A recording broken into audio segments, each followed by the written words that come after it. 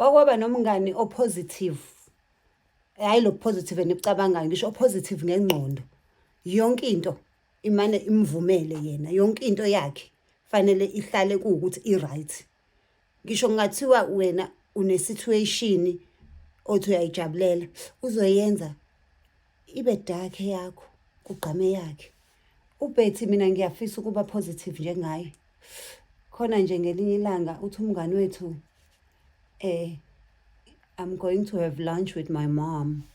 Wathi oh sorry usanomama. Yazi mina nje oNkulunkulu mani wamani wangithanda. Washeshe wangiphuca umama because wayazi nje ukuthi hey yazi uma usanomama usuke usasalelwe yicala. Hey usasalelwe yicala. Yazi umuntu osanomama unecala elisamsalela usasalelwe ukukhala.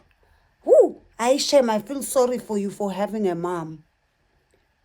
Washonelwa umkhonyana yena-ke uBetty. Sathi siyomkhalisa wathi nje mina nje guys uNkulunkulu indlela angithanda ngayo yonke into imane iqale ngami. La kunina nje egrouphini le yethu. I was the first one to graduate and now I'm the first one ukuthi ngibe umfelokazi. Indlela nje uNkulunkulu angithanda ngayo izinto zonke ufuna iqale ngami. Sathi siyamduduza bandla siyamkhalisa. Hey guys ukuthi ngeni understand into engistressa kakhulu nje ngomyeni wami ukuthi ungishiye ngemali nemali enkulu ngizoyenzani mina imali eningi kangaka.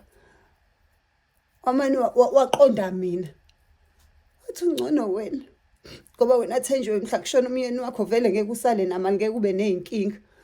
Your life will just continue to be normal. Mina ngizoba yini njengoba ngisele nemali engaka? Ngizoba yini nje namamiliyoni amangaka engisele nawo? Ungcono wena ngoba washada nomuntu ohluphekayo. So nje noma kuthiwa uyashona umyeni wakho, not much will change in your life. You will continue to struggle as you are struggling. Mina ngizoyenzani imali engaka? Ngizowenzani lamamiliyoni amangaka? Hey guys, mina ngiyayidinga i-counseling futhi angisadingi i-counseling, mina ngidinga i-compensation. Kade zazi nginetha kade ngangibona.